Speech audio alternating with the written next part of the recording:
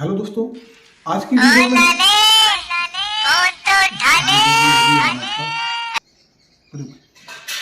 Hello, नमस्ते भैया जी, बताइए। अच्छा जी, आप पैसे डाल दो, आप मेरे में डाल दो, कोई दिक्कत नहीं। डाल दो, फोन पे कर दो, पेटीएम कर दो, कुछ भी कर दो, कोई दिक्कत नहीं है। सब चालू है, गूगल पे, अमेजोन पे, आप जो भी करो कर दो, कोई दिक्कत नहीं है। अरे भैया, अपना तो सब चालू है ना। हाँ, मैं पैसे निकाल के दे दूंगा घर पे भाभी जी को, कोई दिक्कत नहीं है।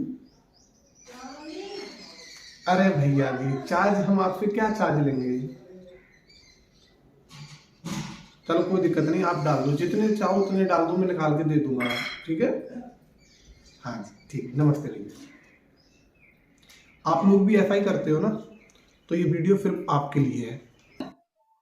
आप लोगों को पता होगा कि सभी ने अपना पेटीएम, फोन पे, गूगल पे, यूपीआई को तो क्रिएट कर लिया है, लेकिन किसी को इनकम टैक्स के बारे में नहीं पता होता है कि इनकम टैक्स के जो रूल हैं वो हम पे कब लागू होते हैं। ठीक है, तो आप लोगों ने देखा होगा कि हम लोग फेकी के चलते हुए, फेकी या फिर मान के चलिए एक सार्वजनिक नागरिक बनते हैं। बोलते हैं ना कि मोहल्ले में किसी को काम है, गांव में किसी को काम है, तो किसी के अगर जो पैसे आने हैं तो आप हमारे अकाउंट में डाल दीजिए, हम आपको निकाल के दे देंगे। लेकिन क्या आपको पता है कि आपके अकाउंट की भी एक लिमिट होती है पैसे डालने की? अगर आप उस लिमिट को क्रॉस करते हैं तो आप पे इनकम टैक्स का नोटिस आ सकता है। तो आज की वीडियो में हम कंप्लीट बात करने वाले हैं इनकम टैक्स के ऊपर, तो वीडियो को छोड़ के मत जाइएगा, वीडियो काफी ज्यादा इंपॉर्टेंट होने जा रहा है आपके लिए। ठीक है, तो इस वीडियो को शुरू से लेकर अंत तक देखना, एक भी स्टेप आपको स्किप नहीं करना है वरना समझ में नहीं आएगी। ठीक है, तो वीडियो को ध्यान से देखें।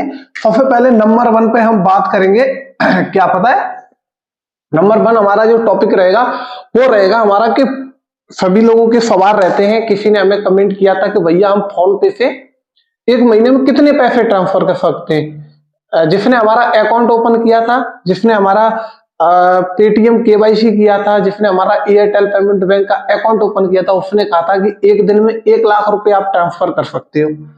ठीक है, इस विषय पर भी हम बात करने वाले हैं, तो आपको हम बारीकी से समझाएंगे कि आप क्या एक दिन में 1 लाख रुपए ट्रांसफर कर सकते हो। और अगर जो एक दिन में 1 लाख रुपए ट्रांसफर कर सकते हो, फिर तो आप एक महीने में लगभग 30 लाख रुपए ट्रांसफर कर सकते हो, जिससे कि आप पे कोई टैक्स नहीं लगेगा क्योंकि बैंक की लिमिट है। नहीं भैया, मैं आपको समझाऊंगा कि टैक्स का जो नियम है, उसके जो कायदे कानून है वो क्या है, मैं आपको कंप्लीटली यहाँ पे बताने वाला हूं। देखिए, सबसे पहले हम बात करेंगे एक आम आदमी के बारे में। ठीक है, सबसे पहले हम बात करेंगे एक आम आदमी के बारे में कि एक आम इंसान अपने अकाउंट में कितने पैसे तक रख सकता है। तो यहाँ पे इनकम टैक्स का रूल था कि आप 0 से लेकर के, ठीक है, 0 से 2.5 लाख यानी कि 2.5 लाख, ठीक, इतने पैसे रख सकते हो। यानी कि ये टैक्स फ्री है आपके अकाउंट में, 100% टैक्स फ्री है, इस पे आपको कोई टैक्स नहीं देना है।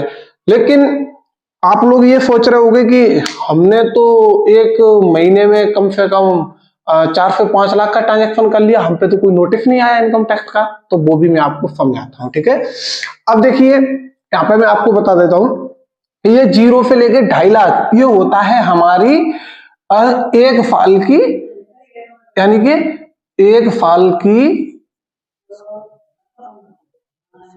कमाई।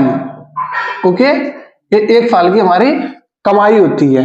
ठीक, इस पे हमें कोई टैक्स नहीं देना होता है। सॉरी, यहाँ पे आपको दिख नहीं रहा है क्योंकि काफी ज्यादा वाइट है उधर बोर्ड, फोकस आ रहा है सामने से, तो कोई दिक्कत नहीं, अब मैं इधर लिखूंगा एक साल की कमाई आपकी। ठीक है, तो अगर आपकी एक साल की कमाई 0 से लेकर के 2.5 लाख रुपए तक है तो आपको कोई टैक्स नहीं देना है। ये पहले था, ठीक है, लेकिन अब इसे बदल दिया गया है और इसमें परिवर्तन किया गया है। ठीक है, नंबर 2, अब आप यहाँ पे जो अपनी कमाई है वो 0 से लेकर 2.5 लाख तक तो फ्री था, लेकिन अब यहाँ पे 2.5 लाख यानी कि 2.5 लाख से आपकी अब 5 लाख तक की, ठीक है, 5 लाख तक आपका टैक्स फ्री है, ठीक, ओके। यानी कि अब आपको 2.5 से लेकर के 5 लाख तक टैक्स नहीं देना है, क्योंकि आपको पता है कि महंगाई काफी ज्यादा बढ़ गई है, तो अब 5 लाख रुपए आज पहले के हिसाब से काफी ज्यादा नहीं है, ठीक है, ओके। अब हम बात करने वाले हैं कि अगर हमारी 1 साल की कमाई 5 लाख से ऊपर जाती है तो हमें क्या क्या होगा, क्या हमें टैक्स देना पड़ जाएगा? हाँ जी, अगर आपकी 1 साल की जो इनकम है, एनुअल इनकम है, वो 5 लाख से ऊपर जाती है तो आपको देखिए मैं बता देता हूं, यहाँ पे जो रूल है वो कि 5 लाख से अगर जो 10 लाख तक जाती है, ठीक है, 5 लाख से 10 लाख, तो आपको यहाँ पे 20% टैक्स देना होगा, ठीक, ये इनकम टैक्स का नियम है, ठीक है। आपको यहाँ पे अगर आपकी कमाई 5 से ऊपर होती है ना, ठीक, अगर आप अपने अकाउंट में 5 लाख से ऊपर तक का एनुअल इनकम रिसीव करते हैं तो आपको यहाँ पे 10 लाख रुपए तक 20% टैक्स देना होगा। और आपकी कमाई अगर जो 10 लाख से अधिक है, ठीक है, अगर आपकी कमाई 10 लाख से अधिक होने पर आपको यहाँ पे कितना टैक्स देना होगा? 10 लाख से अधिक पर आपको टैक्स देना होगा यहाँ पे 30%, ठीक है। अब यहाँ पे ज्यादा डिटेल्स में हम बात नहीं करेंगे कि जैसे ही आपकी कमाई बढ़ती जाएगी आपका ये टैक्स का जो परसेंटेज है वो बढ़ता चला जाएगा। तो आई होप कि आप लोग इसे समझ गए होंगे, ठीक है। अब हम बात करने वाले हैं यूपीआई के ऊपर, ठीक, आप लोग इसे भी ध्यान में रखिए, ठीक है। अब हम ये भी बात करेंगे कि कमाई क्या मानी जाती है और जो हम फोन पे पेटीएम में जो पैसा रिसीव करते हैं इसे क्या माना जाता है, ठीक है। तो चलिए मैं इसे हटा देता हूं। चलिए हमने अब इसे कर दिया है क्लीन। अब हम आप लोगों को बताते हैं कि यहाँ पे आप लोग फोन पे पेटीएम से कितना पैसा रिसीव कर सकते हो। देखिए लिमिट होती है, हम आज बात करेंगे, सॉरी आज नहीं अभी बात करेंगे हम। अब हम बात करते हैं यूपीआई पे, ठीक है, कि हमारी जो यूपीआई की जो लिमिट होती है वो कितनी होती है, ठीक। यूपीआई लिमिट के ऊपर हम बात करने वाले हैं। तो देखिए यहाँ पे जो यूपीआई की जो लिमिट होती है वो तो ये होती है कि हम यूपीआई से एक दिन में, ठीक है, एक दिन में एक दिन में यहाँ पे हम लिख देते हैं 1 लाख रुपए ट्रांसफर कर सकते हैं, ठीक है। 1 लाख हम यहाँ पे ट्रांसफर कर सकते हैं यूपीआई से, ठीक। तो जब 1 लाख रुपए ट्रांसफर करेंगे तो मैंने आपको जैसा कि बताया था कि हमारे एक महीने में यहाँ पे हमारा 30 लाख हो रहा है, ठीक है। अगर महीना 31 का तो 31 लाख हो जाएगा, ठीक। एक महीने में 30 लाख हो रहा है।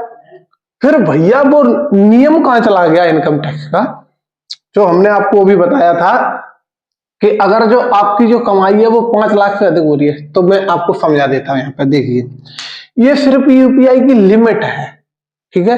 ये आपने आंकड़ा लगा लिया कि यूपीआई से हम एक दिन में 1 लाख रुपए ट्रांसफर कर सकते हैं, वो बात अच्छी है, ठीक है। तो यूपीआई से हम एक दिन में 10 ट्रांजैक्शन करते हैं, ठीक है, हमें लिमिट मिलती है पर ट्रांजैक्शन पे। देखिए मैं आपको बता देता हूँ, यहाँ पे इसे भी हटा देता हूँ, ये काफी ज्यादा गंदा हो जाता है। देखिए यहाँ पे जब हम यूपीआई से जब हमारी लिमिट होती है 1 लाख रुपए की, तो वहां पे हमें ट्रांजैक्शन कितने मिलते हैं? 10। और 10 ट्रांजैक्शन को आप चाहे तो 10 ट्रांजैक्शन को चाहे तो आप एक एक करके कर लीजिए, 1 2 3 4 5 6 7 8 9 10, ठीक है। अब देखिए एक बात और बता देता हूं मैं आपको, यहाँ पे चाहे तो आप 1 रुपए ट्रांसफर करिए, चाहे आप 2 रुपए, चाहे आप 10 रुपए, ठीक है, चाहे 20 रुपए, आपको ट्रांजैक्शन मिलने वाले 10 और लिमिट मिल रही है पूरी 1 लाख की, ठीक है। तो ये तो यूपीआई का नियम है कि हम एक दिन में 1 लाख रुपए ट्रांसफर कर सकते हैं, ठीक है। ये एक इमरजेंसी के लिए होता है, ना कि आप डेली कर लेंगे। ऐसा नहीं है कि आप रोज, आपकी लिमिट ही खत्म हो जाएगी वहां पे। अब देखिए यहाँ पे बात क्या आती है कि हमें जैसे कि हमने पेटीएम बैंक में या एयरटेल पेमेंट बैंक में अकाउंट ओपन कराया, ठीक है, तो वहां पे हमें लिमिट मिलती है वो 2 लाख से, ठीक है, 2 लाख से करीब ऐसी मिलती है 2.5 लाख तक, ठीक है, 2 लाख से 2.5 लाख तक ये होती है हमारी एक महीने में, ठीक है, एक महीने में, ठीक है, ये हमारी एक महीने में हम पेटीएम और एयरटेल पेमेंट बैंक से 2 से 2.5 या 3 लाख तक यानी ट्रांजैक्शन कर सकते हैं। उससे ज्यादा आपका जो बैंक है वो रिसीव नहीं करने वाला है। अब चलिए हमने मान लिया, ठीक है, अब हमने मान लिया, आपको ये समझाने के लिए कर रहा हूं मैं, ठीक है, जैसे कि आपने अपनी पेटीएम पेमेंट बैंक में 3 लाख रुपए रिसीव कर लिए, ठीक है, 3 लाख रुपए रिसीव कर लिए। अब आपको क्या करना है, वो आपकी लिमिट है महीने की, वो खत्म। अब आपकी जो बैंक है वो और कोई पैसा है वो रिसीव नहीं करेगी, ठीक। अब आपकी बैंक में 3 लाख रुपए रह गए ना। अब आप इन 3 लाख रुपयों को अगर जो चाहे तो 50-50 हजार करके ट्रांसफर करिए, चाहे 1-1 रुपए ट्रांसफर करिए, उससे बैंक को कोई लेना देना नहीं है, ना इनकम टैक्स को लेना देना है। यहाँ पे सिर्फ और सिर्फ लेना देना है तो सिर्फ आपको ये है कि आप चाहे तो इन्हें 3 दिन में ट्रांसफर कर लीजिए, आपको 24 घंटे में लिमिट मिलती है 1 लाख रुपए ट्रांसफर करने की। चाहे आप 1 लाख ट्रांसफर कर लीजिए, चाहे आप 50,000 कर लीजिए, ठीक है। 50-50 हजार करेंगे तो आप 2 बार कर सकते हो, 25-25 हजार करेंगे तो आप 4 बार कर सकते हो। तो वो ट्रांजेक्शन हमारे 10 ओवर नहीं होने चाहिए और जो लिमिट है वो हमारी 1 लाख से ऊपर नहीं जा सकती है। जैसे मान के चलिए आपके पास 10 रुपए हैं, ठीक है, आपके पास 10 रुपए हैं और आप उन 10 रुपयों को एक दिन में भी खत्म कर सकते हो, सही है ना। या फिर हमने एक नियम बना दिया, आपके पास भैया 10,000 रुपए हैं और आपको एक दिन में सिर्फ 5 रुपए खर्च करने हैं, ठीक, आप एक दिन में 5 रुपए से ज्यादा खर्च नहीं कर सकते हो।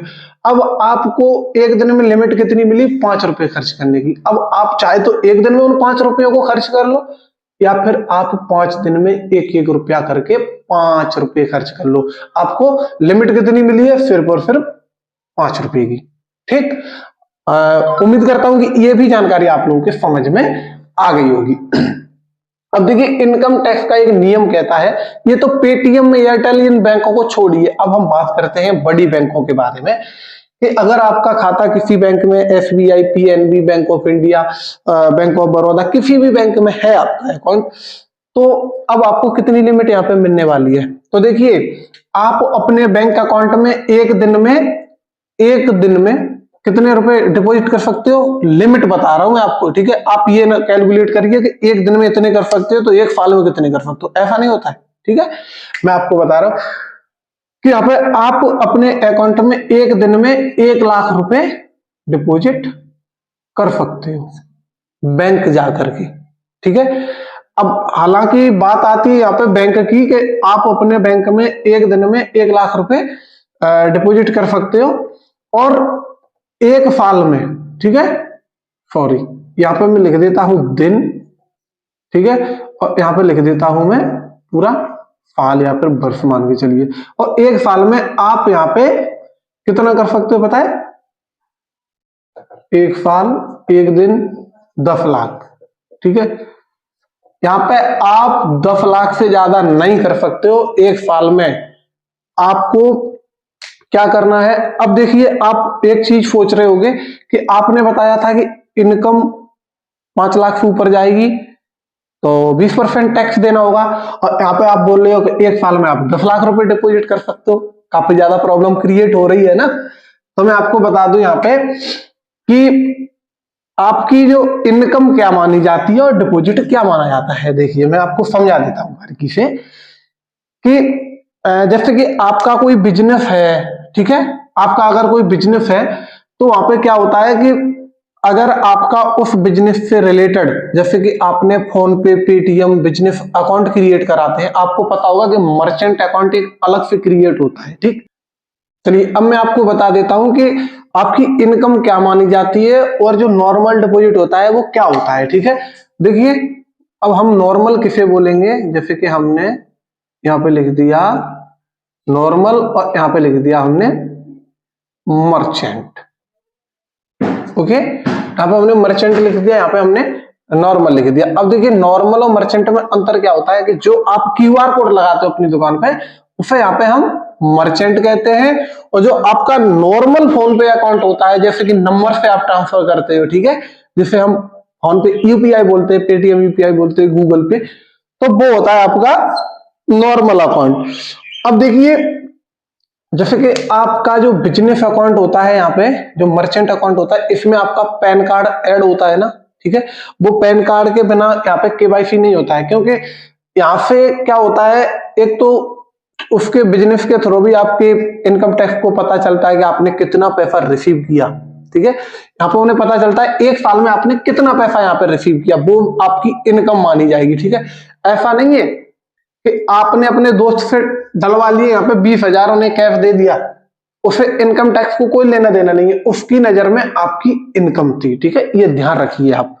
ओके, और नॉर्मल सेविंग अकाउंट में यहाँ की जो लिमिट है वो हमने आपको यहाँ पे बता दी कि नॉर्मल जो सेविंग अकाउंट होता है उसमें भी आपकी लिमिट है 10 लाख रुपए, ठीक है। अगर यहाँ पे भी आप कितना भी पैसा रिसीव करिए, यहाँ पे कितना भी डिपॉजिट करिए, ऐसा नहीं है कि आपने यहाँ पे अपने अकाउंट में 10 लाख रुपए डाल दिया, ठीक है, इस महीने 10 लाख डाला और अगले महीनों से निकाल लिया, ठीक है, 10 लाख डाला अगले महीनों से निकाल लिया, एक महीने का आपने यहाँ पे गैप दिया और जैसे दूसरा महीना आया फिर से आपने 10 लाख उन्हीं 10 लाख को फिर डाल दिया, तो बैंक की नजर में ये 10 लाख ये नहीं है कि हमने भैया वही निकाले थे फिर बाद में वही डाल दिए, नहीं, बैंक की नजर में अब ये 20 लाख हो जाएगा, ठीक है, ये ध्यान रखिए। तो ऐसे मैं आपको बता रहा हूं कि अगर जो आप यहाँ पे जो नॉर्मल अकाउंट से रिसीव करेंगे उसे उसकी जो लिमिट है वो एक साल में 10 लाख से ऊपर नहीं जानी चाहिए, ठीक है, डिपॉजिट की अकाउंट में आपके में क्रेडिट हुए हैं।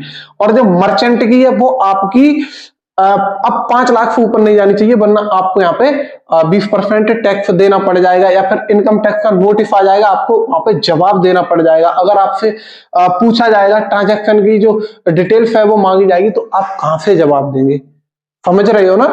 तो मेरा जो आपको समझाने का जो मतलब था वो मेन मुद्दा यही था कि आप लोग एक साल में अपने नॉर्मल सेविंग अकाउंट में 10 लाख रुपए से अधिक नहीं रख सकते हो। अगर जो 10 लाख से अधिक आपकी जो ठीक है, अगर 10 लाख से अधिक जाती है आपकी, ठीक है, 10 लाख से अधिक, तो आपको यहाँ पे भी इनकम टैक्स का नोटिस आ जाएगा। तो ये आपको ध्यान रखना है, ये नहीं है कि आपने अच्छा मान के चलिए आपके 10 दोस्त होंगे, ठीक है, अगर 10 दोस्त हैं उनमें से 10 दोस्तों ने आपके अकाउंट में एक साल के अंदर 1-1 लाख रुपए ट्रांसफर किए, ठीक है, आपका कोई पैसा नहीं है उसमें, आपने क्या किया, उन्होंने डाले आपने निकाल के, अरे भाई हम अकाउंट वाले हैं, बैंक गए निकाले उनके घर पे दे दिए। बैंक को इससे मतलब नहीं है, बैंक जैसे ही आपकी लिमिट 10 लाख होगी बैंक नोटिस यहाँ से जानकारी देगा इनकम टैक्स को, इनकम टैक्स आपके घर पे नोटिस भेज देगा, जवाब दीजिए।